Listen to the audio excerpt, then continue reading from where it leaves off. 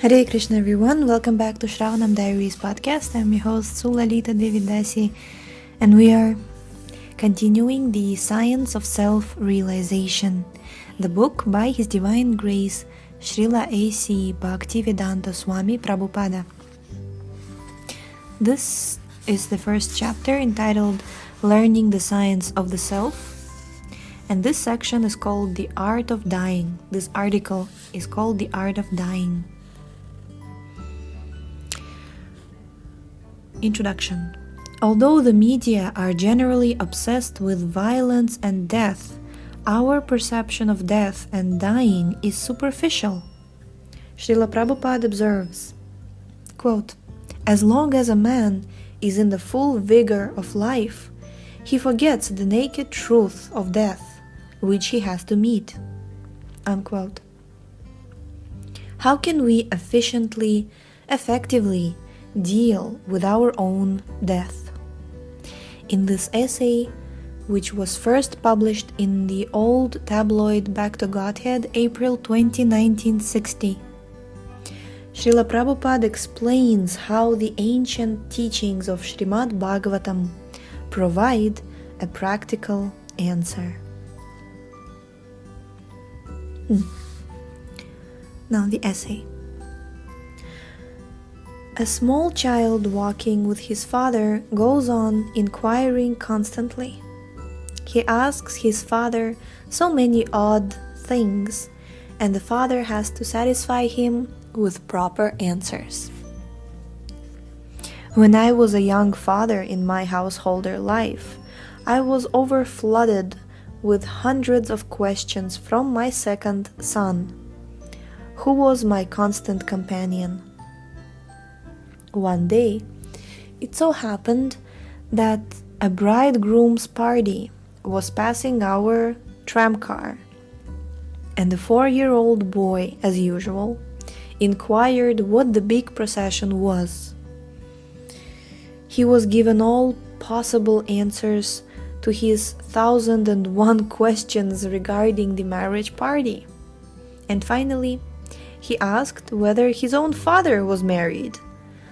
This question gave rise to loud laughter from all the elderly gentlemen present, although the boy was perplexed as to why we were laughing. Anyway, the boy was somehow satisfied by his married father. The lesson from this incident is that since a human being is a rational animal, he is born to make inquiries. The greater the number of questions, the greater the advancement of knowledge and science. The whole of material civilization is based on this originally large volume of questions put by young men to their elders. When elderly persons give the proper answers to the questions of the youngsters, civilization makes progress, one step after another. The most intelligent man, however, inquires about what happens after death. The less intelligent make lesser inquiries, but the questions of those who are more intelligent go higher and still higher. Among the most intelligent of men was Maharaja Parikshit, the great king of the entire world, who was accidentally cursed by a Brahmana to meet death from the bite of a serpent within 7 days. A Brahmana who cursed him was only a boy, yet he was very powerful, and because he did not know the importance of the great king, the boy foolishly cursed him to meet death within 7 days. This was later lamented by the boy's father, whom the king had offended. When the king informed of the unfortunate curse, He at once left his palatial home and went to the bank of the Ganges, which was near his capital, to prepare for his impending death. Because he was a great king, almost all the great sages and learned scholars assembled at the place where the king was fasting prior to leaving his mortal body. At last, Shukadeva Goswami, the youngest contemporary saint, also arrived there, and he was unanimously accepted to preside at that meeting, although his father was also present. The king respectfully offered Shukadeva Goswami the principal seat of esteem and asked him relevant questions regarding his passing from the immortal world, which was to take place on the 7th day thenceforward. The great king, as a worthy descendant of the Pandavas, who were all great devotees, placed the following relevant inquiries before the great sage Shukadeva. Quote, "My dear sir, you are the greatest of the great transcendentalists, and therefore I submissively beg to ask you about my duties at this moment. I am just on the verge of my death. Therefore, what should I do at this critical hour? Please tell me, my Lord, what should I hear? What should I worship? Whom should I remember now? A great sage like you does not stay at home of a householder more than necessary, and therefore it is my good fortune that you have kindly come here at the time of my death. Please, therefore, give me your directions at this critical hour." Unquote. The great sage, having thus been pleasingly requested by the king, answered his questions authoritatively, for the sage was a great transcendental scholar and was also well equipped with godly qualities, since he was the worthy son of Badarayana or Vyasadeva, the original compiler of the Vedic literature. Shukadeva Goswami said, quote, "My dear king, your inquiry is very much relevant, and it is also beneficial for all people of all times. Such inquiries, which are the highest of all, are relevant because they are confirmed by the teachings of the Vedanta Darshana, the conclusion of the Vedic knowledge, and are Atmavid Sammatha. In other words, liberated souls who have full knowledge of their spiritual identity put forward such relevant inquiries in order to elucidate further information about the transcendence." Unquote. The Srimad Bhagavatam is the natural commentary upon the great Vedanta or Shariraka Sutras, which were compiled by Srila Vyasadeva. The Vedanta Sutras are the topmost Vedic literature, and they contain the nucleus of basic inquiries about the transcendental subject of spiritual knowledge.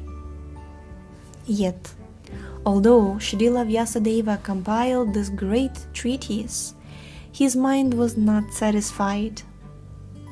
Then he happened to meet Sri Narada, his spiritual master, who advised him to describe the identity of the personality of Godhead. Upon receiving this advice, Vyasadeva meditated on the principle of Bhakti Yoga, which showed him distinctly what is the absolute and what is the relativity or Maya. Having achieved perfect realization of these facts, he compiled the great narration of the Srimad Bhagavatam, or Beautiful Bhagavatam, which begins with actual historical facts concerning the life of Maharaja Parikshit.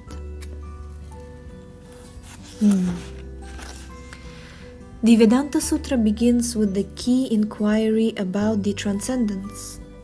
Atato Brahma Jigyasa, quote, one should now inquire about Brahman, or the transcendence, unquote.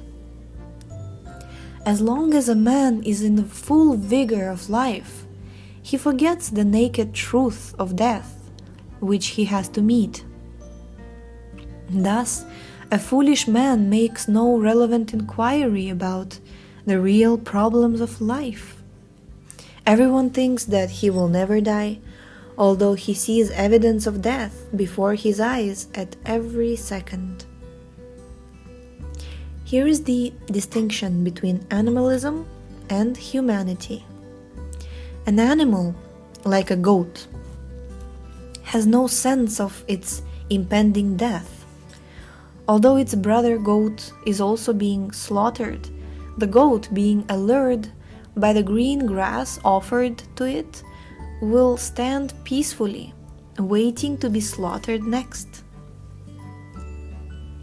On the other hand, if a human being sees his fellow man being killed by an enemy, he either fights to save his brother or leaves, if possible, to save his own life.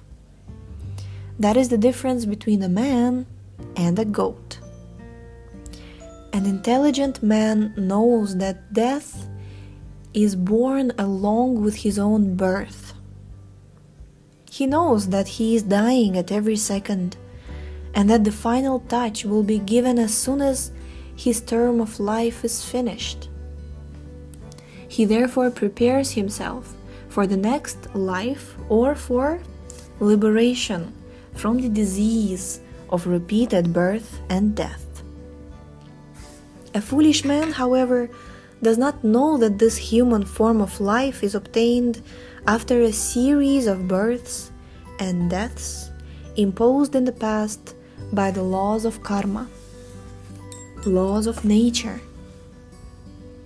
He does not know that a living entity is an eternal being who has no birth and death. Birth, death, old age, and disease are external impositions on a living entity and are due to his contact with material nature and to his forgetfulness of his eternal, godly nature and qualitative oneness with the absolute whole.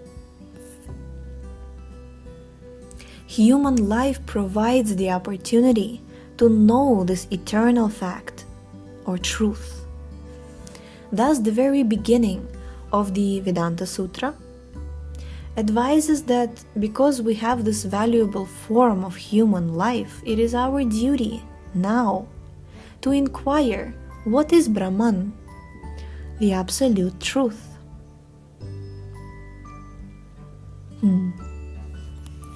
Jai. We are going to stop here for today. Thank you so much for tuning in. The link to this book is in the description. Please check out our website shravanamdiaries.com, and we shall continue tomorrow. Hare Krishna.